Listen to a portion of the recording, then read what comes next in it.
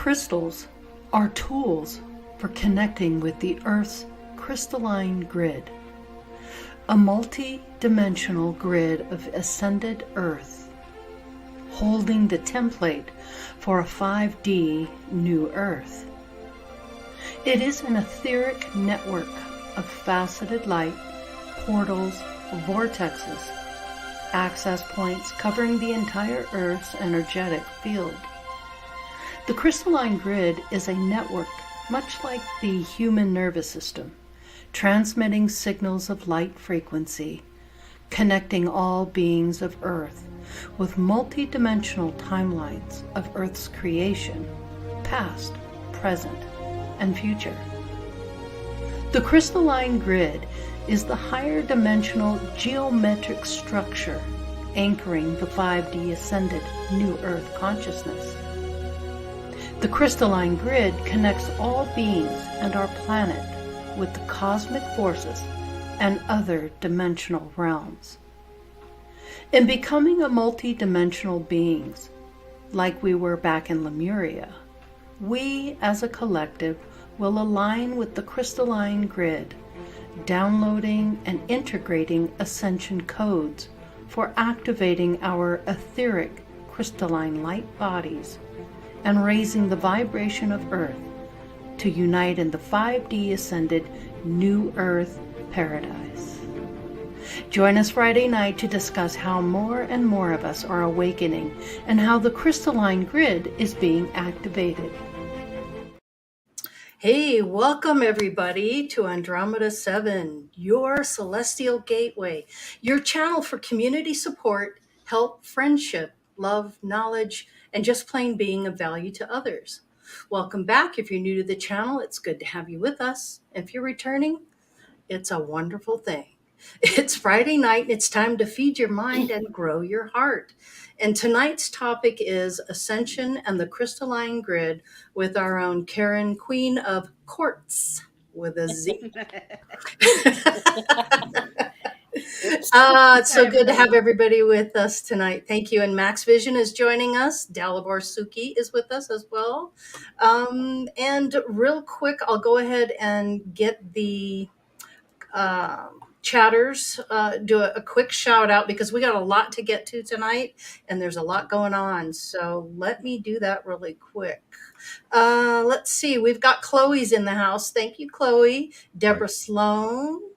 Elderberry, Susie Q, Grandpa Brian, he's got some rain going on, so he's having trouble popping in. Jeannie Griffin, Michael Musgrave, good to have you with us. Beloved Abstract, hello, Sip. Grumpy Stack, good to see you. Yo, what's up, my Pete? Yeah. Let's see what else. Who else do we have here?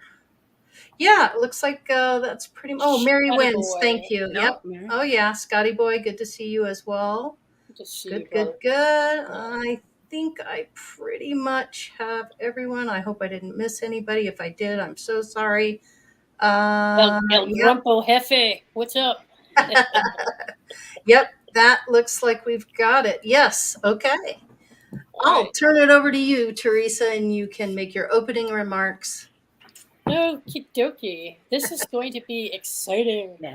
It's been a while for some of us to listen to this. And lots of folks in the community that we're involved with, outside of our new viewers, have been steeped in the knowledge of these different energy grids and how they operate, including the primary Earth crystalline grid, for years now. But we have a number of new viewers and people who are fairly awakening to a lot of this information. And so there's all these bits and pieces. And if they're anything like me, they hear a little bit about crystals and they hear a little bit about energy, and they're trying to put it all together. And there's just like a giant puzzle.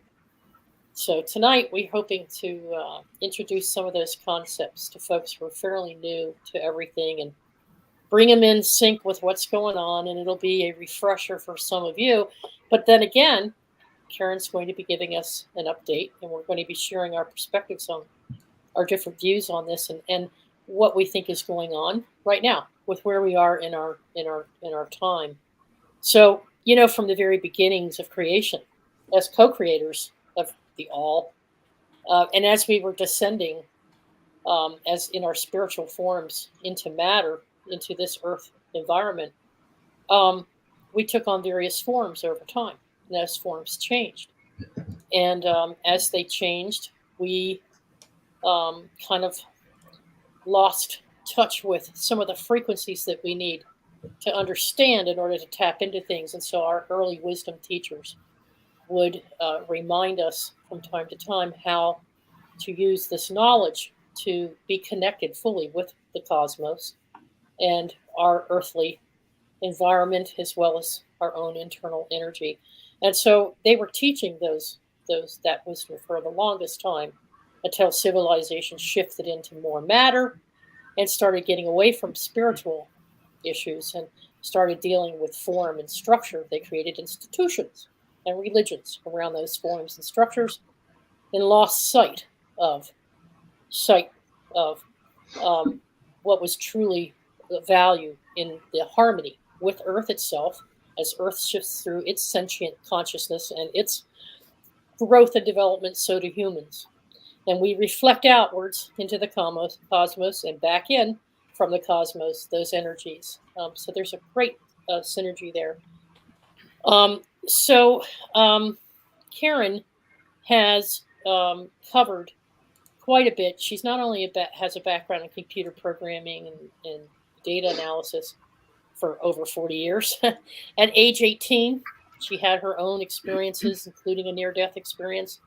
She received a calling to all of this. She's been studying everything from,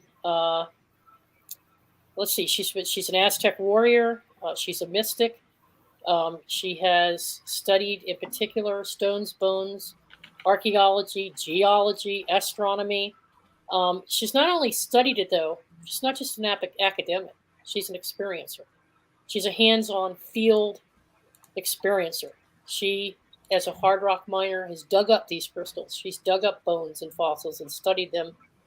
And she's dealt with different Aboriginal tribes and elders. She has become steeping herself into their tribal initiations and practices, including vision quests, shared dreaming, lucid dreaming, astro traveling, magic, and much more. So it sounds like a lot, and it is. But when you put it over a 40-year span of time, you've got I would say, one of the best experts in any of this that we could possibly have with her tonight. So we're stoked about giving her this opportunity to bring us in alignment and to tell us a little bit about this sacred knowledge, how our energy grid is working in unison with the Earth's energy grid and helping us with ascension. What does all this mean, and how is it helping us with ascension? So, Karen, I guess you'd started off with telling us how this journey for you began and how you got into all of this knowledge. Oh, dear. How did it happen? Oh my goodness, thank you so much. That was a wonderful intro and much too kind. Thank you. Yes. Beautiful intro. Truth, though. Yeah, yep. It is, and it is all direct experience, I must say. And you're right, 40 years. So that's seems like quite a while for. So so much has happened over that 40 years. But you're right. It all started when I was 18 in 1979, and I did have a near-death experience. I almost hemorrhaged to death on the Alaska Highway. So everybody knows what that's involved when you do that. So it kind of wakes you up that there's something else beyond what we in this reality, so all of a sudden. So I won't get into that because everybody studied that a lot. So that same year when I was 18, just after that, I was on the mountains in where I am now, actually not far, in the northwest of BC, way up north in the Pine Pass, most of the way up the mountain. And here I was pulling out fossils of marine life and shells and everything on the top of the mountain. I'm 18, and I know darn well that the ocean's, several hundred miles away in the other direction. And I'm wondering, well, at the time, well, how's that? How come there's all these marine fossils and shells on the top of this mountain? That's crazy, especially when they talked about, how fossils form and what my knowledge was, which wasn't very much at the time. So that was my intro to the whole geology thing at 18. And at the same time, this all happened within like a few months.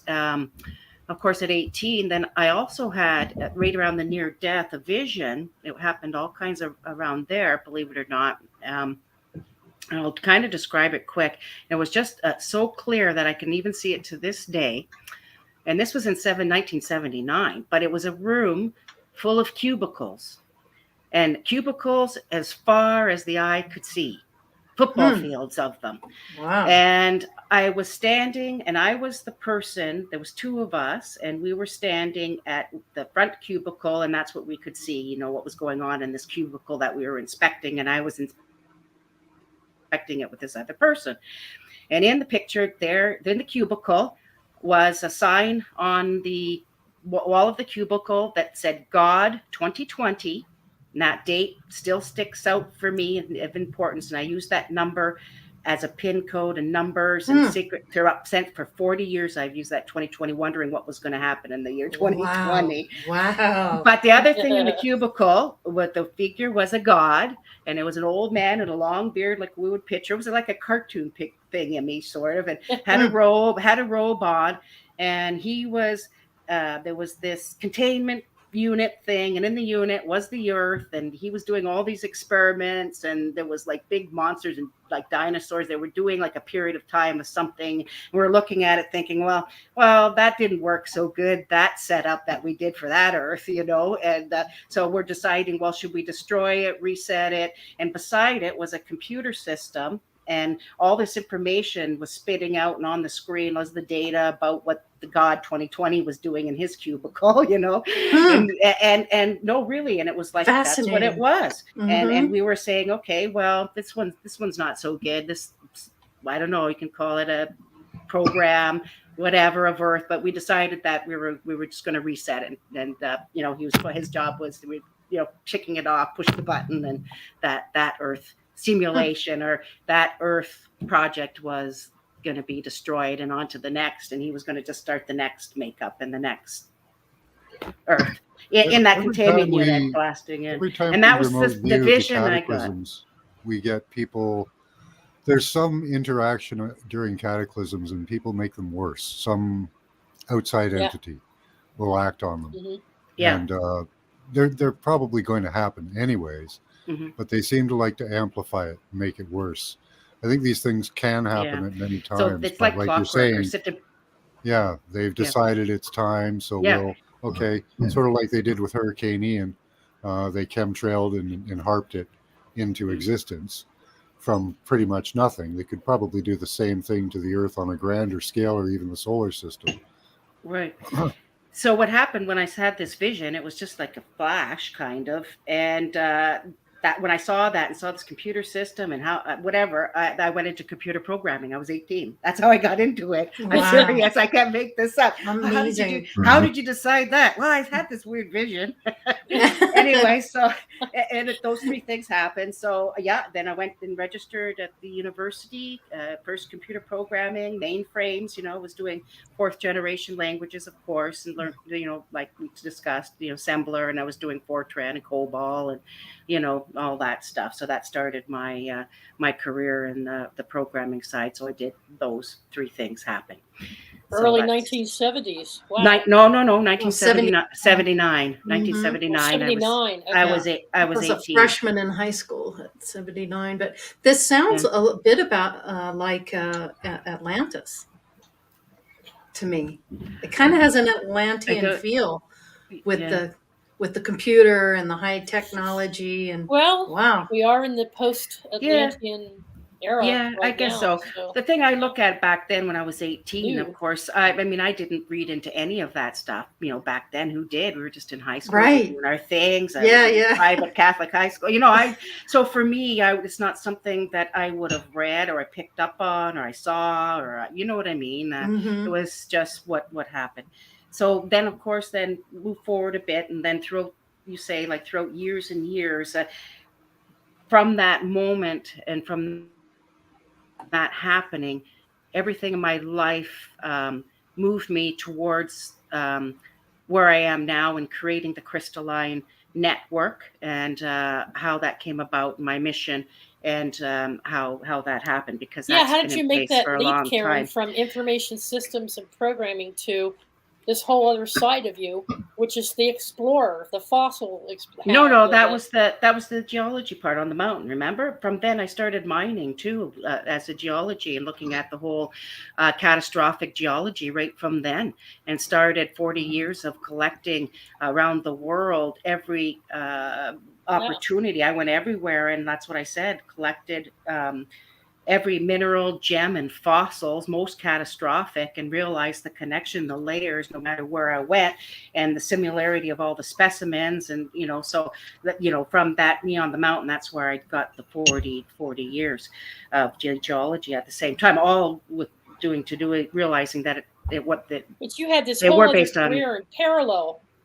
You had this whole other career of I did both. Programming, data, and you did both. I did both at the same time. Yeah. I don't know how you did that. Well, every minute I did a large portion of the computer programmer, analyst, business analyst with the government. So I had very nice hours, and you know what I mean. What could she say? I worked in management. And, I had a lot of time off. Yeah, but I mean, she gets out there and does all this field experience, and it's hard to do when you have a computer programming project. It's sure. To find that kind of time. But yeah, it was my obsession and my hobby, and the computer stuff for me was just work and how I made my money. I was fascinated with it and grew with it. It was okay, but it wasn't my passion, and my total amazement was with the crystals and the mining and digging. So every moment, when I wasn't doing that, I was out and dragging my kids with me. You do have some synchronicity there with Laird Scranton, because he also programming in data analysis and information systems, but he had this whole drive and this passion about understanding language and code and getting into the Dogon and the ancient archaeology. So you both got pulled into that direction. I think that's fascinating. A little bit the same, but the Dogon and the language and the code does have to do more with computer and language code, because I look at different languages, especially Hebrew. When I look at it, I see computer code. Like I can convert it to.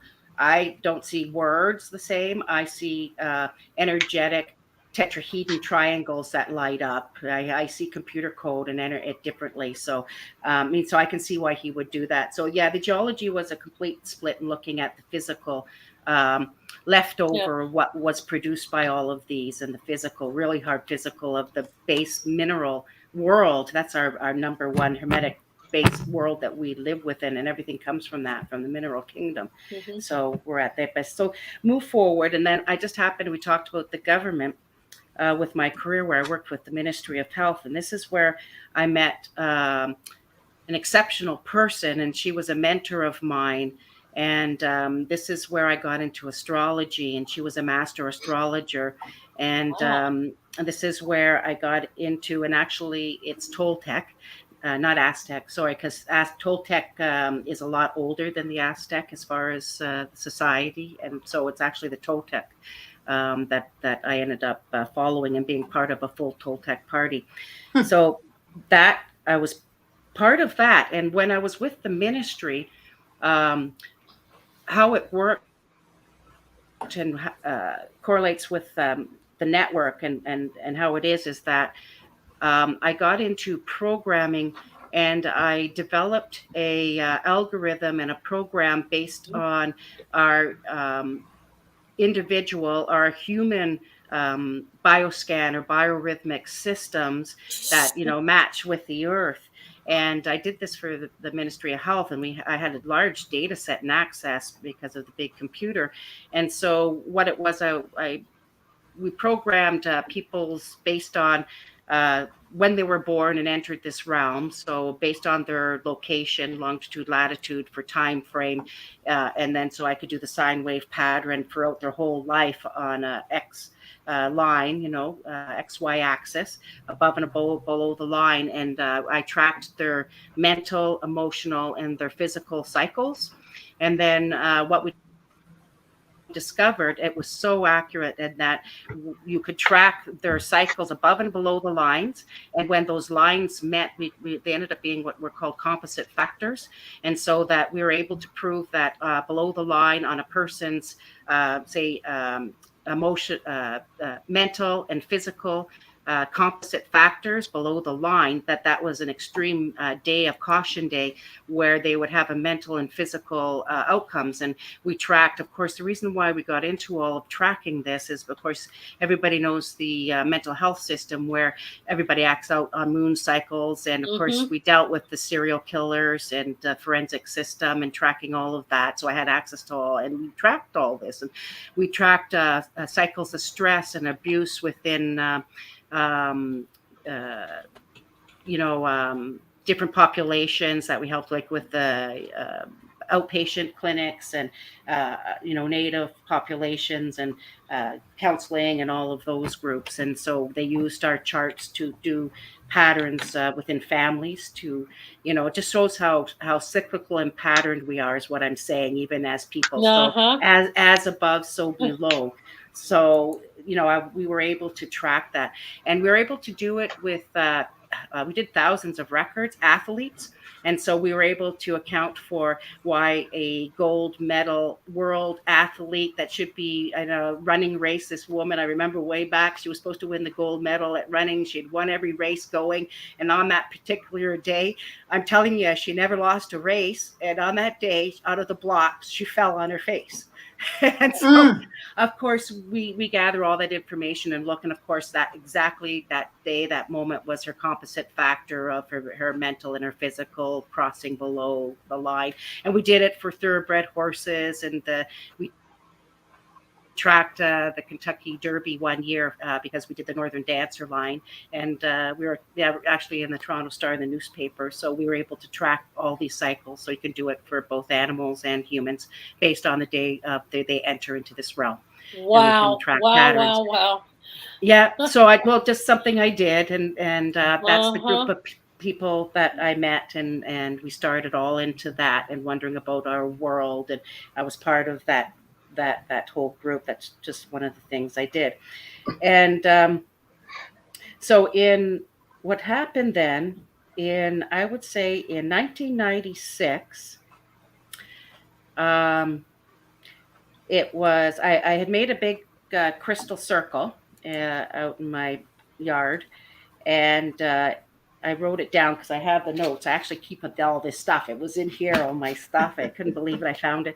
So I looked at for it today. But it was actually in 1996 at an equinox on a total lunar eclipse that I had this lucid dream and astral projected within the lucid dream, and had this huge vision that was given to me about the crystals, the crystal network, forming the crystal network in the future that was coming up for a date. And it was really important. I wasn't sure about the date, but I was to go and collect hundreds and thousands of these crystals that had the same vibration. I was to collect and pass them around the world to recreate a crystal grid to overlay the Holy broken crap. one.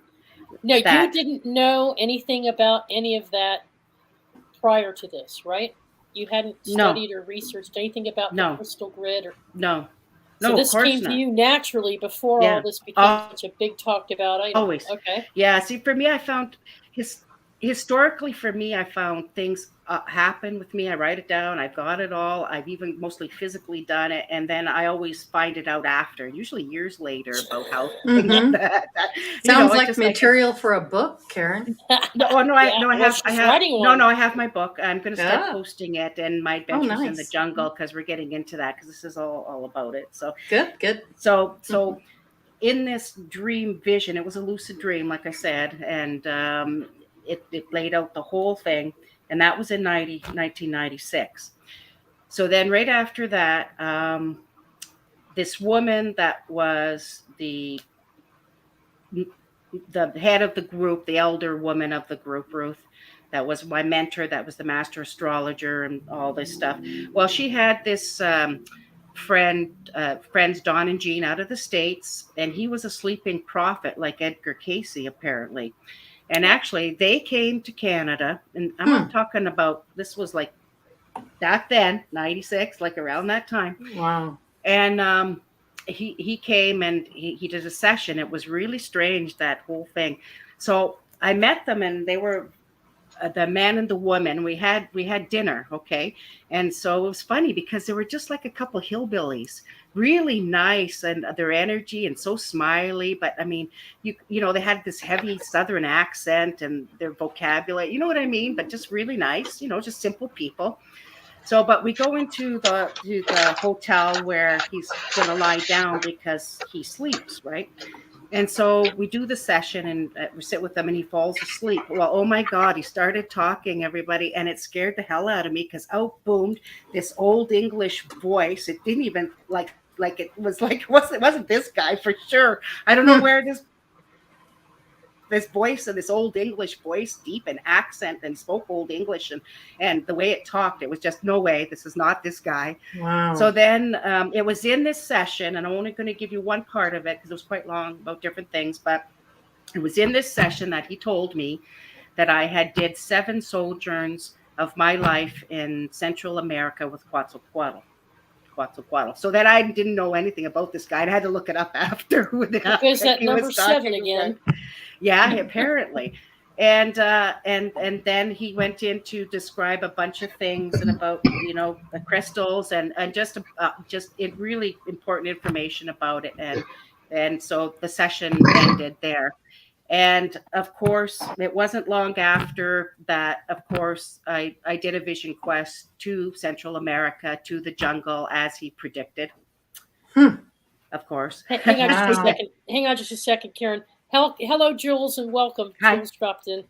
Hi, Jules. Karen's just giving us some of her background of her story, Jules. Just about how the crystals manifested, because it's really important about how that was happened, you know, about the crystals. So about the ones for the crystalline grid and how that worked, you know. So this is part of being being a part of a Toltec warrior. So I was already carving some crystals and had already collected crystals. So I had taken some with me, and I had a really nice carving of a man and everything. So get this. So nobody knew I was going to Costa Rica. I had just a contact name, right? I first landed in, I'm not going to get into it, the book gets into it, a really funny story, but I started up in the northern part, and I'd been up there for a couple weeks already, 2-3 weeks before I went and moved my way down to the coast near Vita. And so this person that I had the contact name didn't know me, didn't know I was coming. Nobody knew I was in Costa Rica. Nobody knew I was there. Okay. I show up in the middle of the night at this person's place on the ocean. His name was Dr. Vern. So I show up in the middle of the night. I tell him who I am. He says, oh yeah, okay. Jabali said to, okay, or whatever. And okay. And who he knew. So we went to bed. Okay. Before I could even get out of bed the next morning, okay, there's a knock at the door. Okay. I had gotten out of bed and I had looked in the mirror, and when I looked in the mirror, I was covered head to foot in spots all over my body, covered. Okay. Spots. And I swear. And so before I even left the bedroom, there was a knock at the door. She had a key, and this little medicine man, Vern, opened the door, and there's Calistro, the mountain medicine man. I don't know his age. Vern knows him. And there he comes in, struts in, holding this old Pepsi bottle, glass bottle, old, full of this brown liquid, and it's for me. Wow. He has come from the mountains, okay, up in the rainforest, traveled, who knows? So that means he knew I was coming before I was coming. Yeah. Before I even got there. And showed up, only spoke Spanish, which I didn't, told Vern what I was supposed to do with it. It was supposed to go on my face, all over my body, so many times a day. Here you go. And he was a Toltec, of course, and he knew. And so the whole time I spent weeks and weeks there, then many adventures expanding on my Toltec background and how to see, and all that gets into the book. But so it just shows you about connection. The reason I'm saying connection, the world, the grid, how does this work? And again, I'm going to stress, nobody knew I was coming. He did not know I was there. So how did that happen? So then after that, we met many times, and he'd just show up randomly, and he'd go through different lessons and different things. And so as payment, I had my crystals, some carving, and he snatched one of my carvings that I did out of my hand. And that was his payment. That'll work. Thanks for payment. Yeah, thank you. That's my payment. I love that. And then he left. So wow. So that was my part of my Toltec, and how Amazing. Got another master, and of course we met many times after that. So that was all kind of right around that time as well. So after that, I mean, of course, I've had many things to tie it in, experiences. I'll write about it in my book and stuff. But the important thing is that then fast forward again now, several years, and then after I met the medicine man, of course, I kept digging and mining, and the important thing is after that, I was assigned 2 other crystal dreamers, older men that were part of the group. I'll just say it quick. So I was part of a dream triad. So what we would do is we would talk about what crystals we wanted to create or dream. We would say, okay, let's create red capped, sparkly, druzy crystals with rocket ship size and this and that and that and that, whatever. And we say, okay, so then for 2 or 3 nights, we would practice to go into lucid dreaming.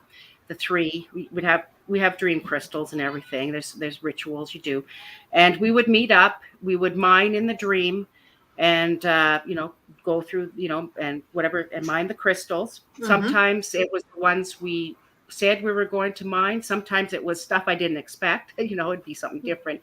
But most of the time, maybe 2-3 weeks after we had the lucid dream, I was pulling those exact crystals out of big hydrothermal pockets, exactly like we had talked about. We then dreamed in lucid dreaming mining, and then I actually pulled them from the physical pockets. And this is the importance of the crystals, and why I would call them high vibrational crystals, pure crystals. And these were the crystals that were to be used, that were created in dreaming, to be sent around the world for the crystalline grid system. And that's how I acquired the 5 tons. And those are the crystals from those pockets that were dreamed that connect us all together, that connect the crystal network together. And the reason why it does is because, think about it, they all grew in those thermal pockets. The one I took out, the 1,000 pounds, they have the same vibration, the same energy. They're a family. They vibrate all the same. They are pure. I open the pockets. Nobody has touched those crystals besides me. Wow. They have been, and not only that, one other thing about them, they sat out specifically from the time I mined them, specifically over 7-year, 14-year special cycles, sun, moon, equinoxes, cleansing, vibrating outside. And if you look on my site, you'll see them in my yard. I have pictures. If you go on, I just added those. If you go on the Queen of Quartz tab and go into collection, you'll see them where the yard, after. But and so they were all those years before it was time to do something and send them out to the grid. And I'll get what happened next and the dates and how that happened. Amazing. Wow. Wow. So, yeah. Well, so you've basically, through your efforts, stumbled across and then became steeped in this knowledge. It's an ancient knowledge that apparently our ancestors knew of intuitively, had taught one another, even after the fall of Atlantis, even after the Great Flood. They went out in groups of 12 to every civilization they could find and said, here's how we restart civilization. And they knew so much so that they were teaching them how to build stone circles, pyramids, temples, even their dwellings in perfect alignment with planetary, using geometry and physics to map out the way they laid out their homes and the way they so they taught them how to rebuild each time civilization went through something like that. They would find the survivors and teach them the wisdom all over again. So here we are, in this time era, and you and folks like you are working together to do what exactly? Because here's why I'm asking the question.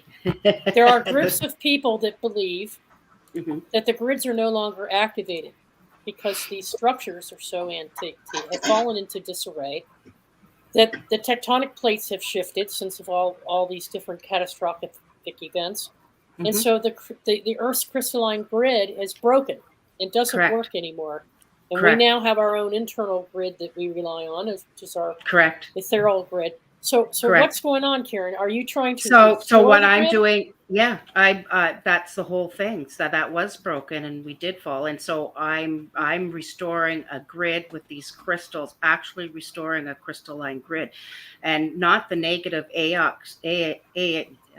would say negative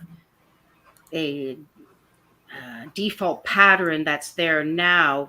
There's a grid overlaid right now. This one is to overlay and have an option so that when the split occurs within our reality, within these two energies or frequencies or systems, that our grid is in place. Our crystalline grid is in place for the separation between the two. So you've given pieces of this that you mined a whole, what do you call it, a whole strip of hydrothermal pocket. And so you have been handing those crystals out to different people all over the world because we each represent a node. That's correct. Which they used to call vortexes or a portal. So they're opening a portal.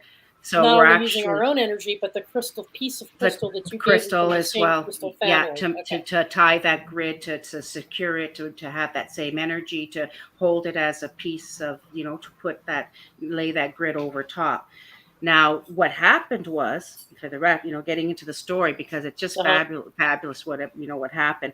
So get this. So on January 31st, 2018, total lunar eclipse again. Yeah. Because I always do these things and important. Keep track of it. Yep. No, and I specifically pick these dates. Remember, I'm an astrologer. Exactly. These dates by random. Okay? Right. There's a purpose. Yeah. So the total lunar. So another circle, and it was time then when I had the vision during that period.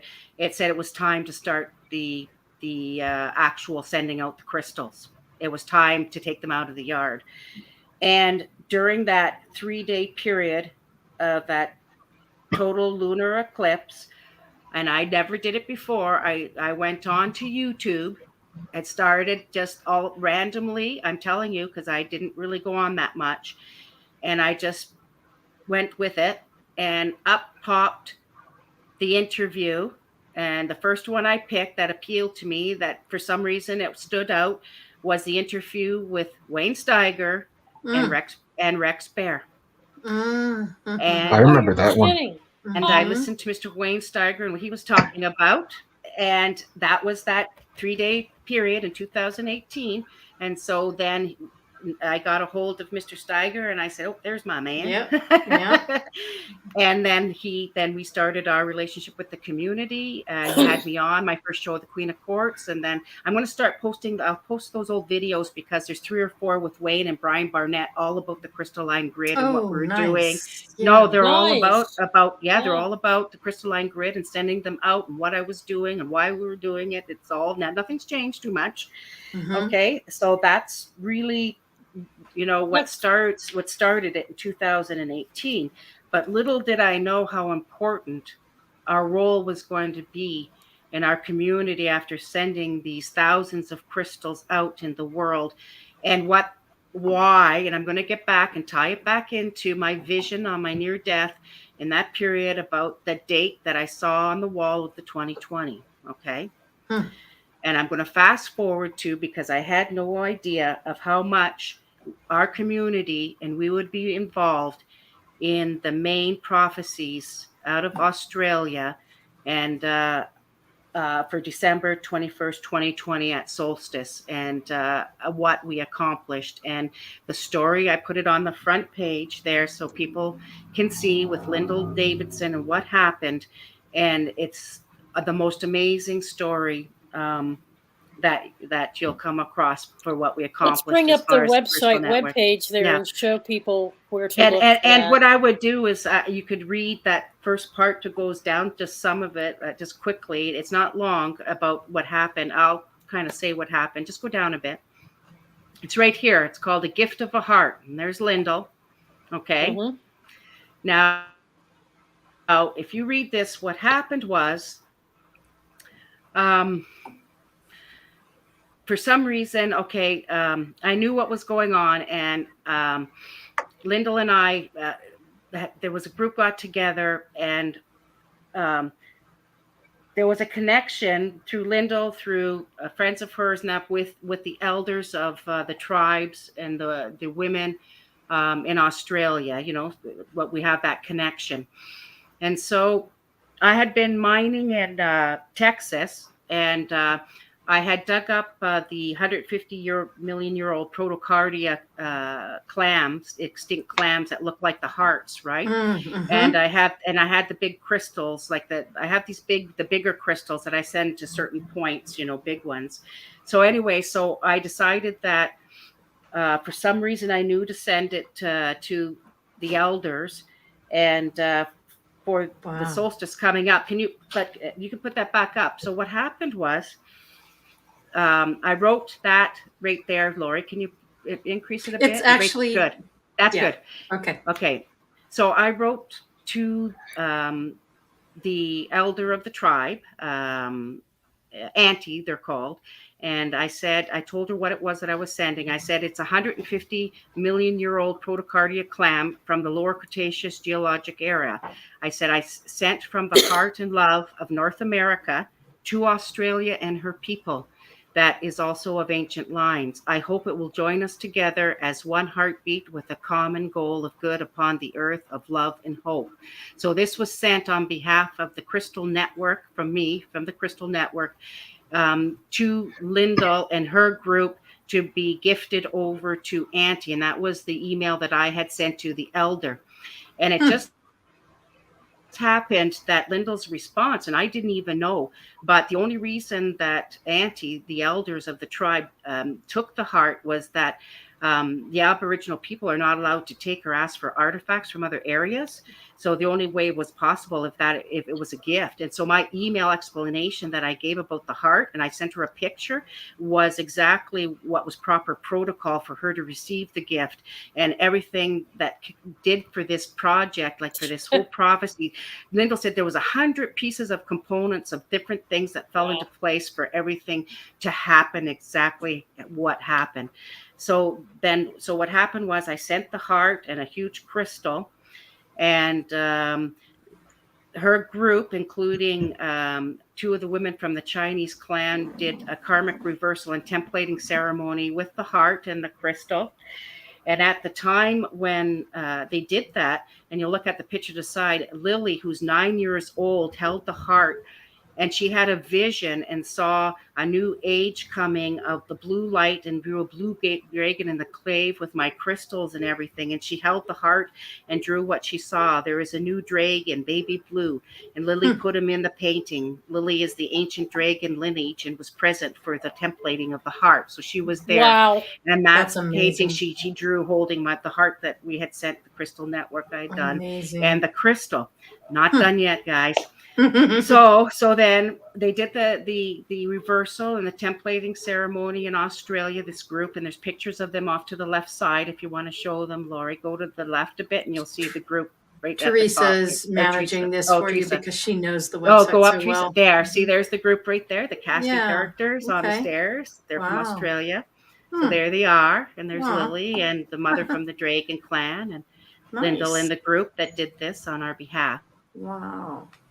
Amazing. So then the heart, if you can go out again. So the heart then was gifted to the elders of the tribe. Go down, Teresa, so I can read it. I can't remember it by heart. I can bring it up myself, but go down. There. Okay, now zoom in.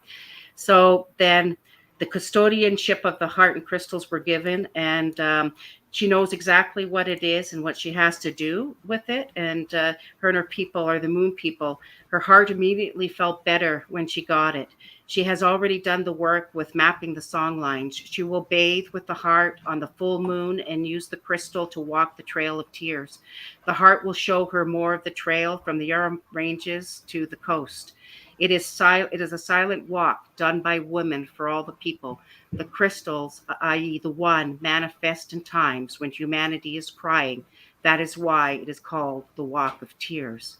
So that Wow. crystal that I'm talking, that we manifested, again, the crystal network from the pocket was, like she says, this is Auntie and the Australians use that crystal, the one to manifest in the time.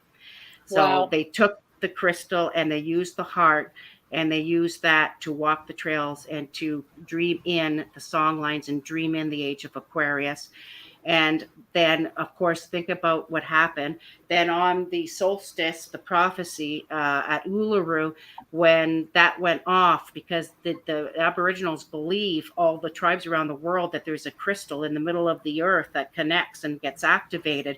And that shoots out the grid line. Again, we're talking about the grid, okay? An activation of the grid. So on that night, the grid was activated, and they did the ceremony, and the crystals that I had sent out to every country in the world was activated. And in that picture, you'll even show where I had great big crystals at the north and the Arctic up by the Yukon.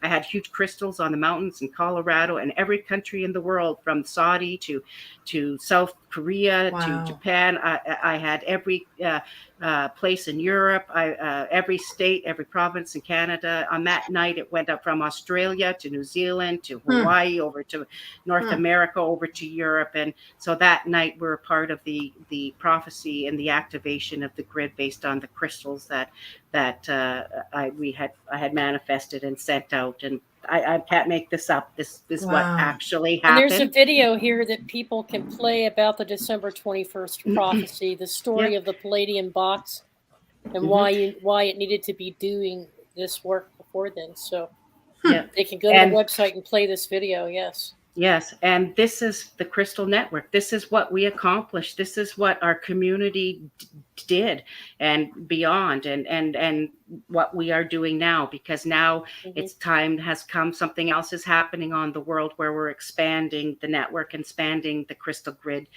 to the other errants within the system, or those people that don't fit into the collective. You know who I'm talking about. All of us. Yeah. You know, that all us viruses within the system that have broken away. And you know, and so the next part of the mission is going, the next part is big send out of crystals again. Yeah, and I was just on Saul Luckman on his show. Everybody, if you want to see the interview there, and his group and Archaics. But like I said, we're just starting into sending out the next batch of crystals to expand the network. So, and I think this directly has to do with how the energetic split's going to happen between the two realities, where we something to do with us holding a higher frequency and vibration with our crystalline grid to enable that split to come out. That's your new thing. Oh, that's okay. Yeah, I don't know. I didn't even click over there. I don't know. It just came up. I didn't even click on that. I was scrolling down. Okay, I'll stop talking for a minute. So that's great. It's fascinating. I love listening fantastic. to you. And, you know, Karen, there are so many, and Max, I'm going to give you a chance to ask some questions of Dalibor. But there are many different types of grids. There are the diamond grid and how that fits into the overall Earth's grid. There's a separate diamond grid where the diamonds get activated. Then there's your cosmic photon belt, or as you like to call it, the light energy belt that Marcia called our attention to. And then there's our own internal light belt, light grid, that we have as individuals within our own spirit, which is our connection to higher self and higher mind. Also, so don't forget about the temporal grid. Yes. There's a temporal grid, because just like you have pressure points on the human body, or various power points on the earth, so too do you have various power points on the calendar, and things that recur in regular intervals, like usually it's 1 year. Back, Jules. Or it could be a different periodicity than just the year. It could be 500 days or 1,000 days. And we have the solar grid.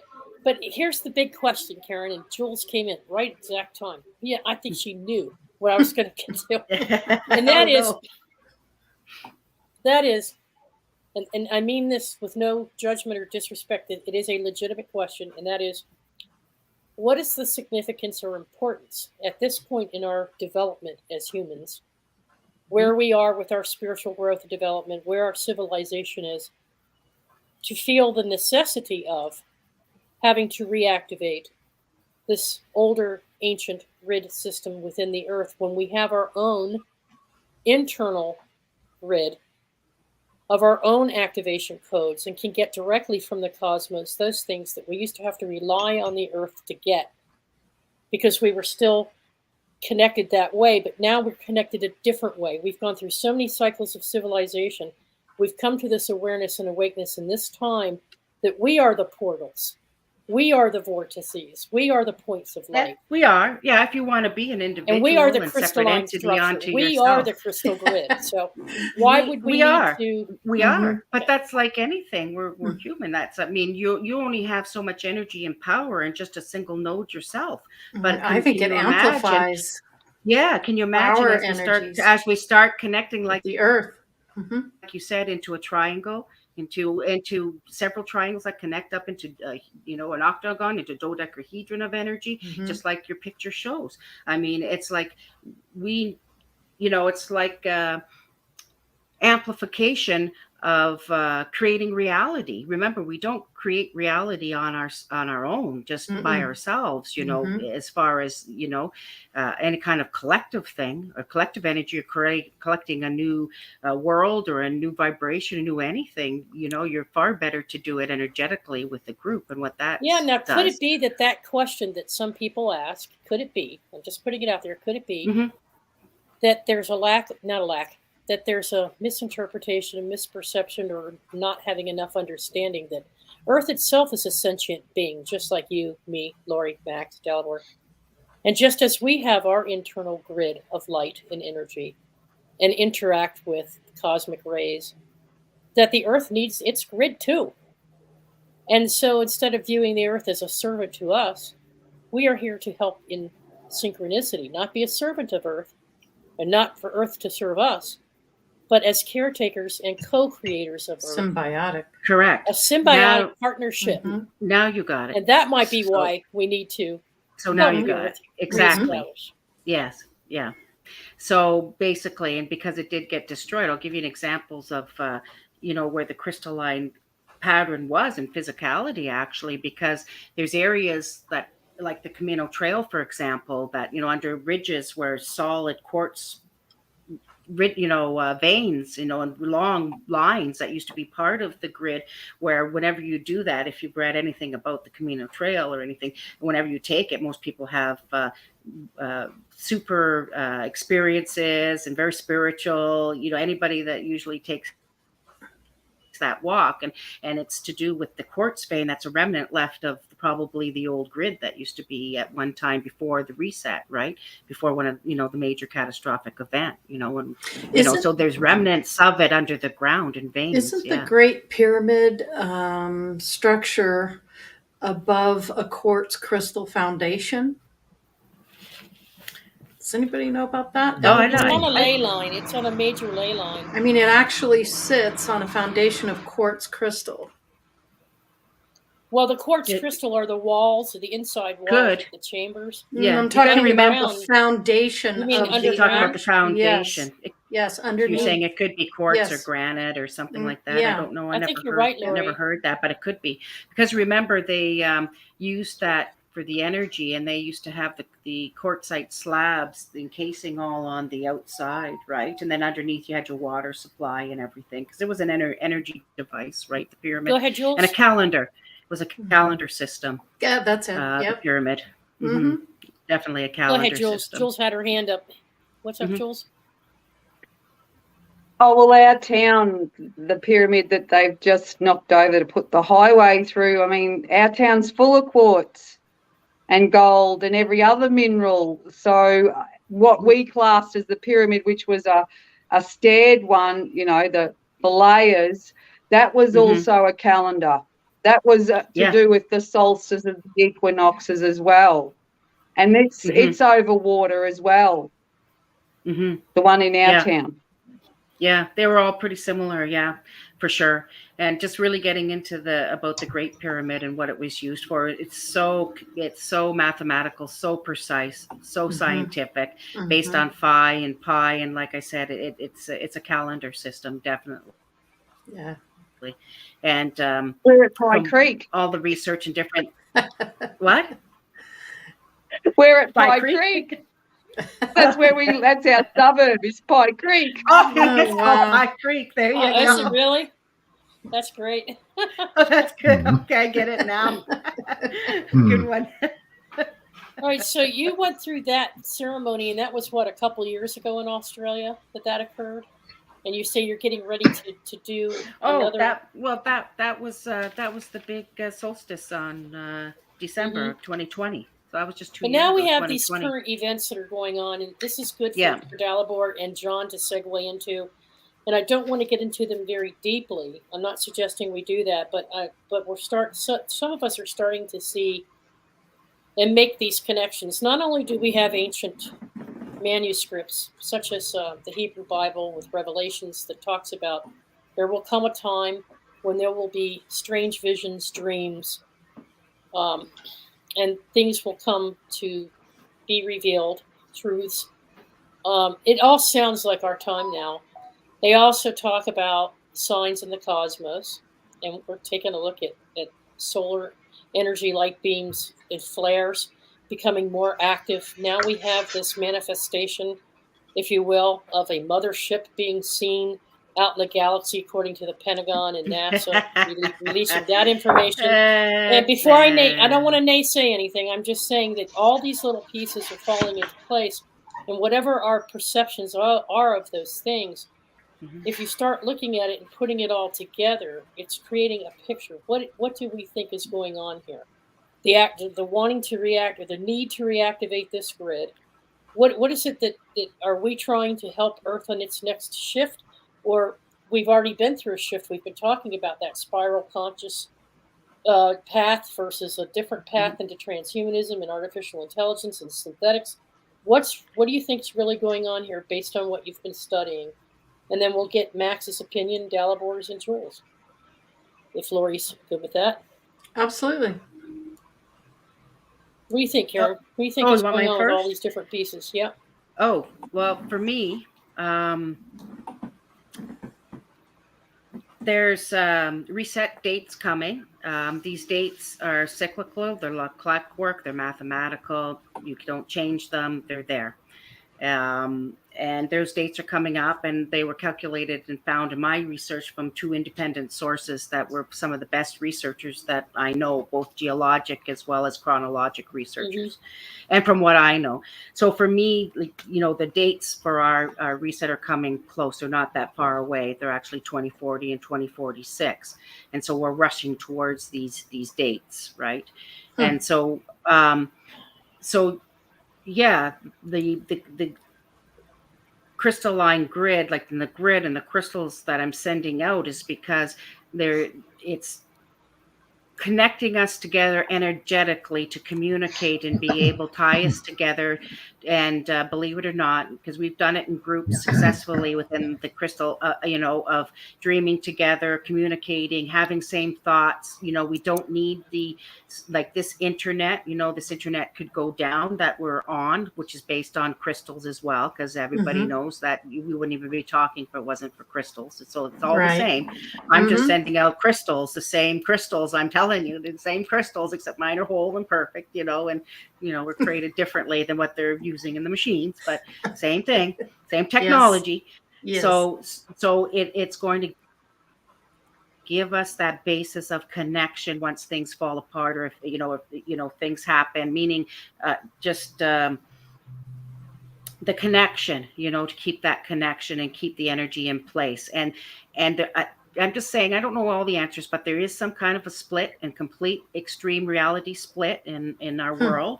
And what I feel is happening with the split is the false crystalline internet that we're on now, that negative AX grid will go this way, and the crystal network that we've created with all the errands and everybody else, it will split apart, and the two crystalline grids will be fully functioning and sort of separate, but we're going to be in the same space, but not.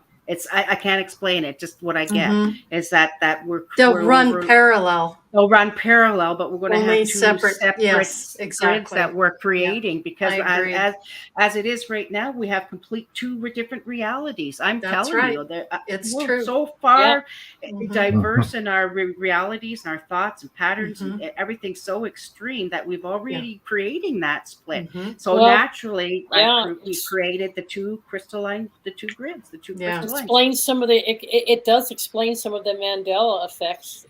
It does explain why I shift into two different dimensions at one time.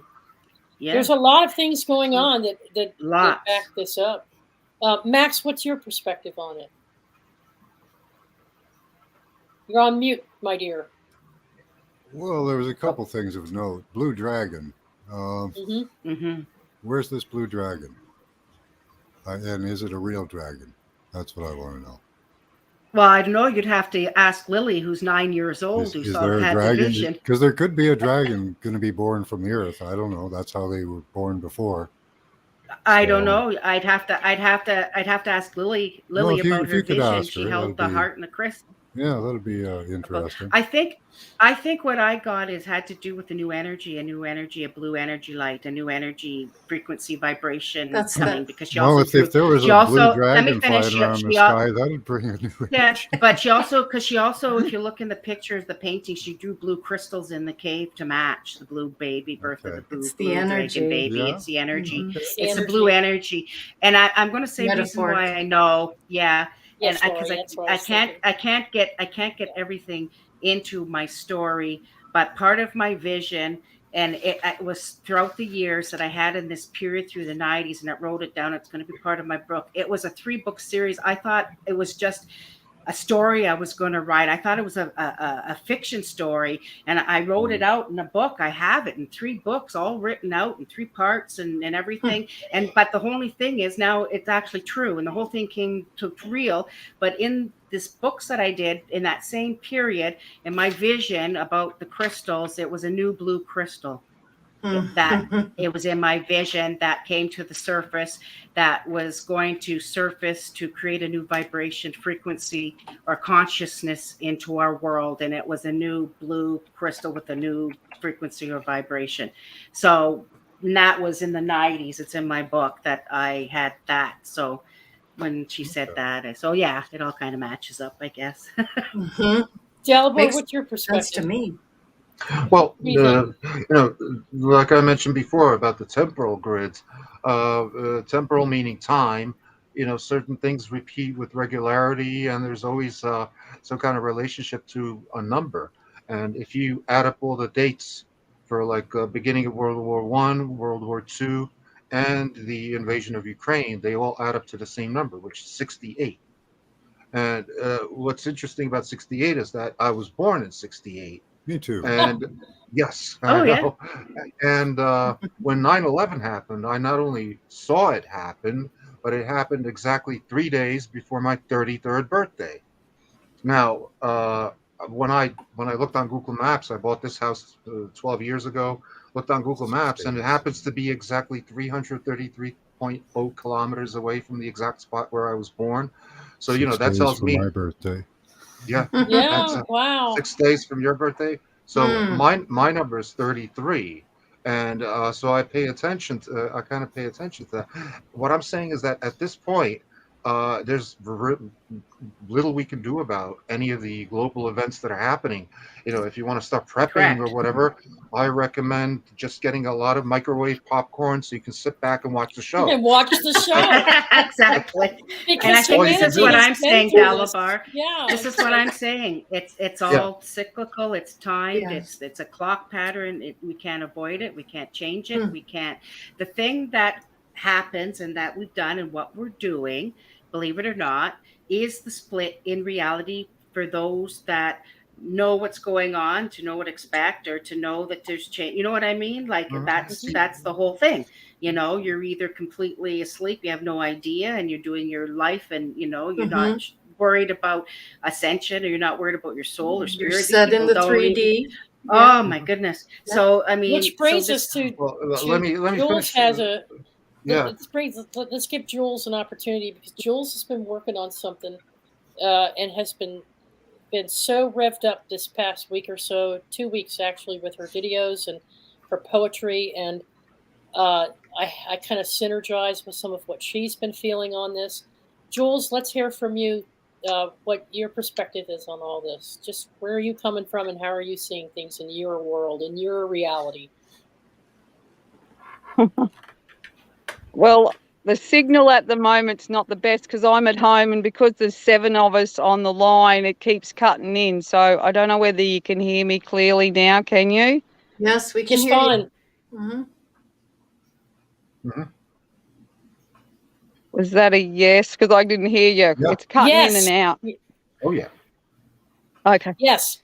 You can hear me. I'm just trying to get the mic, because usually when I come on live, I'm somewhere where there's lots of actual, and because I'm in the bush, I don't have the clearest signal when there's so many people on the chatting. So anyway, what I'll always come back to, it's what every person thinks is what's going on, because that's what's going on and that's how you see it.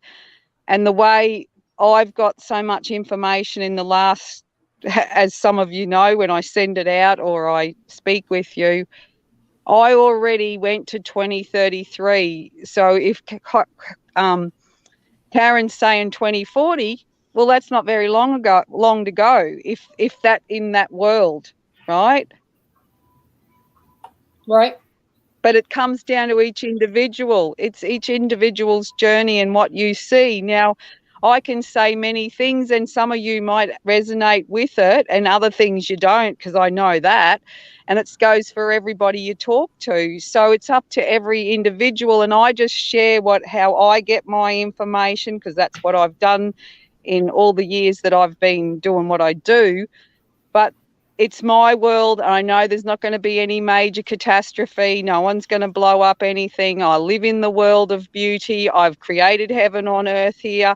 I'm not worried about anything particularly happening in being negative and nasty. Right. Mm-hmm. So you're in your Jules bubble doing your Jules, just Jules. And we're doing our bubbles over here. Yeah, but we all are. But that's why you're together. But that's what we should be doing. And Jules is correct. Yes. And that's how we do create our reality. But there is still that collective reality outside ourselves. That's what I'm saying. And Jules is right. Jules, like we have each of our own bubbles, our own realities that we create. But there is still that collective reality that is out there that we're not really part of. Yes. That collective that we know aren't part of. We're all we're all on the planet together. Yes. Oh yes, we definitely are. But our realities aren't the same. Right. No, I don't step into your world very often. Exactly. That's right. Yeah. That's right. Like I just had our farm stall. People stepped into my reality because I was sharing my produce. We connected with our community. So now we've got a bigger community that's thinking how great to have the farm stall, right? So it's that connecting. I certainly do value the community, but my world is not your world, in a sense, because I don't live where you live. I live in Australia, which is in the southern hemisphere, and we're going into winter, and yous are all going into summer. That's right. Okay, so now let's lay this out for just a second. Let's take a pause and hear what we're really saying here. If we all have separate individual bubbles within this giant collective, what is our mission, or do we have one? To connect everything. We're here doing it where we can help. In other words, how can Earth move into its ascension how can we reach higher consciousness if we're all separate individual bubbles and not connected? It's real easy. It's real easy. Just accept everything. Dallas? Just accept everything what's happening, and most importantly, hook up with people of like mind. That's what we're doing right here, right now. That's right. And that's the whole part about the crystal network and why I send out a crystal to everybody to connect us all together, so we're all the same. And so that's kind of a part of the same group of the reactivation of the Earth's grid. Okay. Yeah. And it gives us it connects us together with the same vibration frequency, and people will use it differently. It's an interpersonal grid. It's an interpersonal grid. Interpersonal communications. That's above the grid of the Earth. That's above the temporal grid. That's above the cosmic grid. It pervades every aspect of our being. Everything that we do, in a sense, is dependent on other people. So, in other words, we have to reorient ourselves to be more oriented towards our own community instead of relying on, the TV people. Can't do it by yourself. You can't do it all alone. You got to have some help. Yep. Yeah. So there is an importance to it. Now, how do folks who are fairly new watching this program and aren't as steeped in this, how do we help, or how do we activate, or how do we connect? We're already trying to figure out how to connect to our own guides within our own system and our own bubble. How do we then round and connect? Now, I know I can go out into nature and meditate. I've done circles out in the woods. I've just went to the lake on Wednesday and connected and bonded with nature. I breathe. It's like Dalibor said, we come together. We like-minded people come together. Exactly. And it's that simple. And I agree with you, Dalibor, because that's exactly it. But now Karen is an Aztec that says there's certain initiations or certain rituals. Are there certain types of things that people could get into if they wanted to get into this more deeply and for the Toltec? You can look it up. I'm thinking of starting a Toltec group and different things, but and the whole concept of it with it mostly is to practice your lucid dreaming and that kind of thing. So and with the reality and so isn't it interesting that all these like ancient Mesoamerican civilizations always ended in tech? That you had like the Toltec, the Mixtec, the Mistec, and the Aztec. That's cool. I didn't know that. The Aztec. So they had the commonality of tech. Yeah, but you know what we are now? We're high tech. We're high tech. Yeah, that's right. That's it. Yes, we are. So I just say I'm Toltec the high tech. So Lori, I don't have the time clock up here. I know we've been going You're doing fine. Yeah, we got about I wanted 10 to more know minutes. what you, Lori, now that you've heard these different perspectives and views, given your own, the way we've been growing and expanding together and even as individuals, what's your take on all this? What are you coming down to? What I think is, Karen was before. I think she recognized her purpose, her life's path, as she was going through each of these incidents and things that she got into. I think it was part of your journey to be here on Earth. I believe that we are connected to the Earth and the grid in ways that some people want to think that it's singular, but the Earth supports life, and I think the Earth literally chooses the type of life it will support as a sentient being.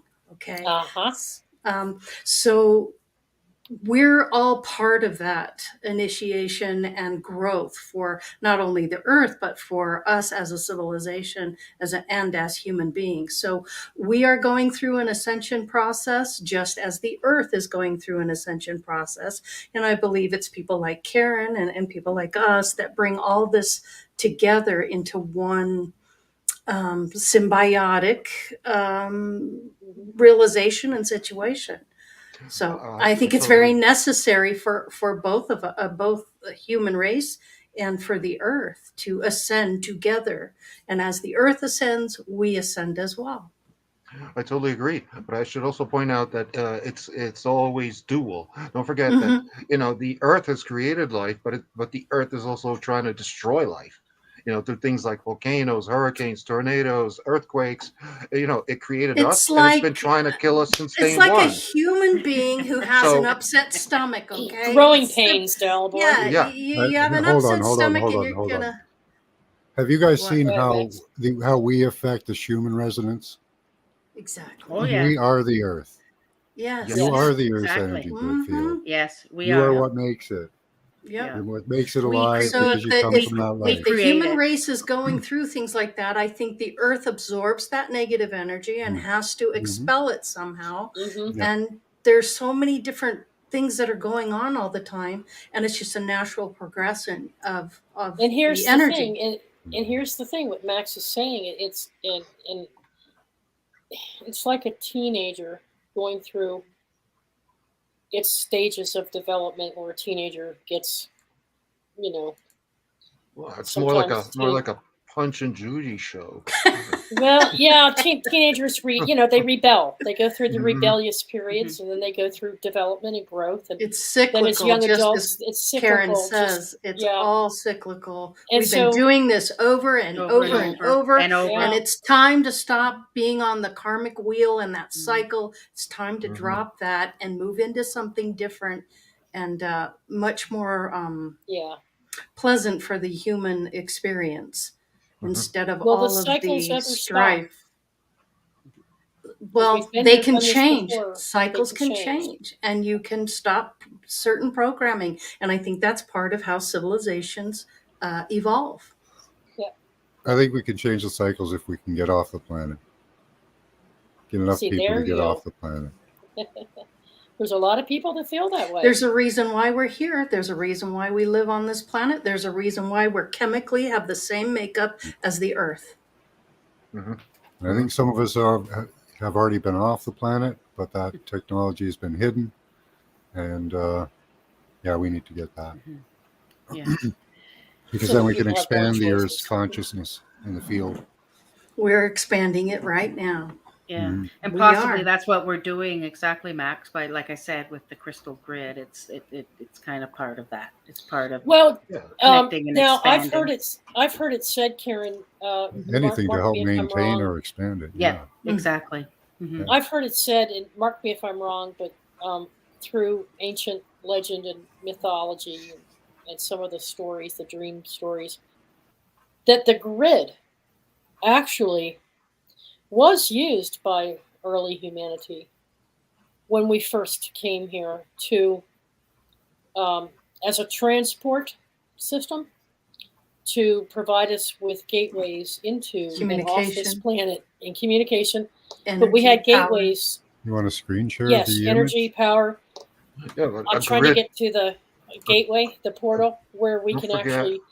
Yeah, and so Max is going to show us how some of these, I should how point they out were that don't actually forget physically mapping it out. that every grid can also be a grill, just like in a prison cell. What I'm True. That would what I'm- only equate then if you think you're in a prison planet. So I guess that what would I'm trying to work say that is that way we as once well. had the Whole nother ability ball game. And that's a whole other thing. Yeah. that by tapping into these different energy centers and locations around the world, we were able to teleport and transport ourselves off this into another world. Now, I do that through lucid dreaming. I do that through astral traveling. So the grid may or may not have helped with that energy, just as I hold a crystal in my hand and use it as an extra energy tool. What are we looking So- at here? These are the grid lines that John found. Tell us what it is, John.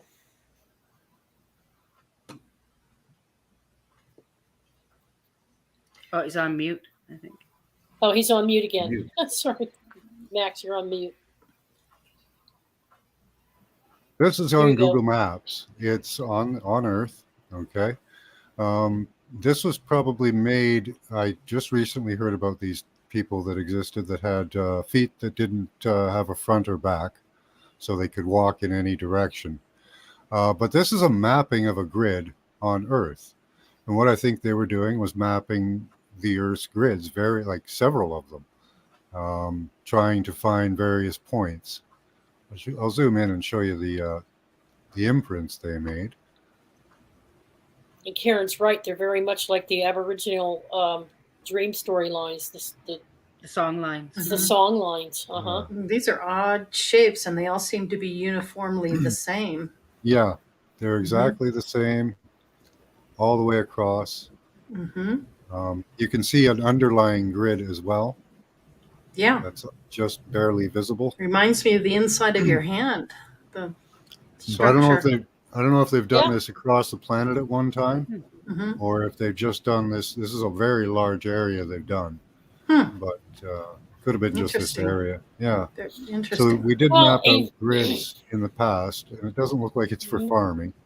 Well, well, even they know that, you know, when you go through, you know, this different sacred sites from Giza and all around, that, you know, they're perfectly patterned mathematically, sacred geometry and grids, and there's certain distances, and they're in exact locations, and so nothing is by accident or coincidence when we look into anything like that, as far as the sacred geometry of the earth, or, you know, anything like that.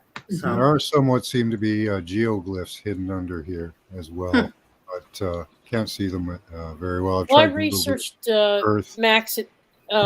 This geologist said the world was once surveyed by ancient elite groups of astronomers, navigators, surveyors, and ancient shamans who explored and mapped the Earth in antiquity. It is believed by some that they mapped a crystalline grid onto the planet after the Younger Dryas impact event of 12,900 years ago, working with Earth energies and sacred geometry to refertilize the landscape and bring harmony back to the planet. Prior to that, there were stories and legends about these beings. They were called, they came here from off-world, just like we did as we descended into matter. And they were helping us to create our environment here on Earth, and they were called the snake people and the lizard people. And they built underground caves to live in certain parts of the world as they worked to help activate this grid so that we would have the ability to tap into the cosmos, keep that phone line open with the cosmos and with Creator. They did mention that it was a source creation. And so what do you think of that? Is that, so could that I'm going be to what say you're something. looking at, John? Go You know ahead. what's interesting that you said, Teresa, is because you said they came from underground with knowledge and blah, blah, blah. Well, that happens every reset. The people that have the knowledge and that we know about this, they take all of the technology, information, knowledge, and wisdom to inner Earth. And then when the event is done, they're still watching us too. Maybe they were just they are, and then they come out and they bring technology and bring everything back onto the Earth. We can see signs of their technology watching us as well. Sure. Well, what if they were just metaphorically underground? No, they're underground. They're really underground. They're underground. Okay, I'll give you an example that I know of about stuff that's the same that we do today, because it was part of my business, because I'm a record retention specialist, it's called, and I was going to one time work for a company called Mountain Lion. And what does Mountain Lion do? They're in charge of storing every piece of technology, information, data that they don't want to have lost in this world. Where is this data kept? Underground, far deep into the earth, in the most secure caverns, in the most high-tech secure area that you could ever go. And it's just information. Information and technology. I know, because I was going to think about working for them. There's one such place in Kansas City. Oh, there's several of them. They have them all over, you know. So, and they do that, and they have more than one of these places. And we have our seed bank, as you know, the seed bank over on the island and north, again, to, down in vaults and stuff. And they do it all kinds of different places all over to make sure it survives any kind of event, so that we have access to this information after. So, yeah. Good point, Susie. Susie Q just brought up a really good point. What did she say? The magnetic field moves, weather changes. We don't flip the actual Earth, in my opinion. No, we don't actually flip. No, the Earth doesn't. It's the magnetic of it that does. Yeah. No, the Earth exactly doesn't. No. Yeah, he agrees. No, not going to happen. No. Well, guys, we're coming. If it was going to happen, I think it would have happened in 2012 when Nibiru went by. It was It was so close. And then they started chemtrailing the skies at sunset. Mm-hmm. So, Well, we are coming to the end of this hour and a half here, and we always like to put a little bit of a time limit, but I think we got a lot in and fascinating discussion. And thank you, Max, for your interpretation and your insight. And Talibor, thank you as well. Mm-hmm. I know what I should mention too, just because of new people, because I'm getting from my other interviews. Just as if anybody's interested in getting one of the crystals, that we talk about to connect to the rest of the network. If anybody doesn't have one, then you can just click on to email me. I do give the crystals out free, but now I used to ship them too, but I can't anymore. Shipping has really gone up because I just shipped out it's some horrible. crystals. Yeah, and it's bad. oh my goodness. So from Canada right now to the States, a tracked package with a couple crystals was $22. Wow. If not tracked was $12. Wow. So no, I'll send crystals out free, or a crystal. Not that it would be that much anywhere in the world, but I would have to get the shipping covered. If anybody wants a crystal, they just have to come up with the shipping. Yeah, I'll take one for sure. So, but you just have to click on to email me so I can get all your information and address of anybody who doesn't have one of the crystals to connect to the network and start working them. They're great for lucid dreaming, astral traveling, anything like that. They're great, really, with other people in the community that you want to connect to, and they have crystals. We've worked with them in triads and dreaming and connecting and communicating. They do work. Okay, we've been using them for all these several years now. So it does work, and they're great. Well, listen, for those who aren't aware, we have the Queen of Quartz Crystal Network education website. And and all of our community's shows and programs are featured on there. www.qofqcrystalnetwork.com. That's what you've been seeing on the screen when we've been showing it to you. Different community members are showcased in different parts of that website. So if you want to learn more about crystals and the whole Crystal Science Education Center, there's a whole section on there on that, and you can go watch the video interviews that Karen has done to get more information if you're really interested in researching this further. And I want to give special thanks to Marcia Price for sending in a couple of really nice videos and some information on a lot of this. And we've included that in the website as well. So if you want to go see what Marcia sent in, that's great too. She talked about the solar beam, and she talked about a video that had women talking about the mothership and what's going on there. So she's staying tapped in and tuned in and helping us as well. So we've got that on that section on this show, if you go over there and take a look at that. And special thanks to Max Vision and Dalibor for always bringing us that alternative perspective on things and other things to take a look at. And really appreciated your participation in this. It's a lot to cover in just one show. But I think the important thing here is the takeaway that Lori gave, and that is it's all connected, and we are shifting together, and that's why it was so important to cover this topic again. It's been a while since we've done it, and we are helping and working together in synergy with the very planet, which is an extension of our own It's an extension, maybe not physically, but at least etherically in our minds. And it's part of who we are. The Earth is part of who we are. It's like another body part. And we're treating it with respect when we go about reactivating the grid to reestablish, to get to that shift that's occurring right now into that higher consciousness. And so I think that was the whole point of tonight's show, was to demonstrate what's really doing this, So if you're feeling trapped or you're feeling imprisoned, just realize that when I've had those feelings, I've come to the conclusion that it's usually something within me, deep down inside. It could be a trauma that I've been through, or it could be some bad experiences with people. It could be the karma. We talked about that on our last show, how bad karma gets created. And so you've got all this turmoil, so within, so without. So if we got so many people having all this, then of course the Earth is experiencing it too. So we're affecting the earth, and we're affecting how these things. And if we ever want to help everyone and everything shift to higher consciousness, we go to do that inner work.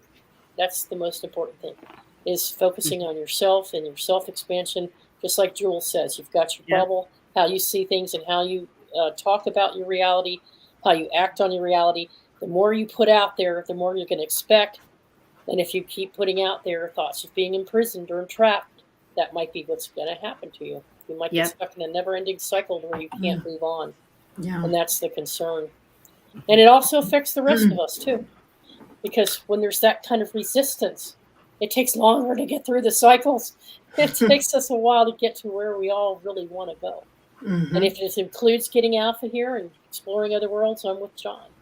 I think I did come from other worlds. We all probably did at some point in our soul's evolution. But if you ever want to get out of here, when your life is over, you'll have your opportunities to go wherever you want and do whatever you want to do. Yeah. Sovereignty. Well, I hope and pray, and my intent for all of you tonight is that you got something out of this to help remind you of the importance of not being afraid of any of it. It's all natural. It's all recurring. It's all cyclical. And there are, just like a child when it's growing, periods of maturity. And we go over it and over it and over it. But I don't want to run around saying, God, the planet's going to blow up. I'm going to be invaded by spaceships. They're going to rip my face off. No. They're going to steal my water. They're going to take my food. They're going to turn me into Soylent Green tablets and eat me. I mean, that's just not my reality, and that's not the way I shift my consciousness to something higher. The other thing is you can tap into these folks too. You can tap into these energies just like we tap into the angelic energies. And to me, they're all one and the same. They might be different species, but we're all brothers and sisters of the same source, the same groups. And we're just from different planets or from different angels and ETs. They're just different fractals of energy. We're all consciousness. Yeah, all life all has conscious commonality. beings. Yep. Yeah. Every cell of your body has DNA, with one exception, and that's your red blood cells. Right. And the only stories I've ever seen, or I haven't seen any evidence to suggest that there might be a couple of them out there, just like there's humans that have some dark sides to them. There might be some shadow extraterrestrials out there, but for the most part, I think that they're trying to help us. I think they're trying to work with humanity to get us into that next shift, and get us through this shift at a higher conscious level. Now, that's just my personal feeling on it. Until I have an interaction with one that's not so nice, that's probably where I'm going to be in my mind. So anyway, that's it, Lori. Thank you. All right. Thank you. Okay. Thanks, everybody, for being here. Thank you, everyone in chat. Really appreciate you. Have a wonderful weekend, and peace and love, everybody. Peace out. Bye.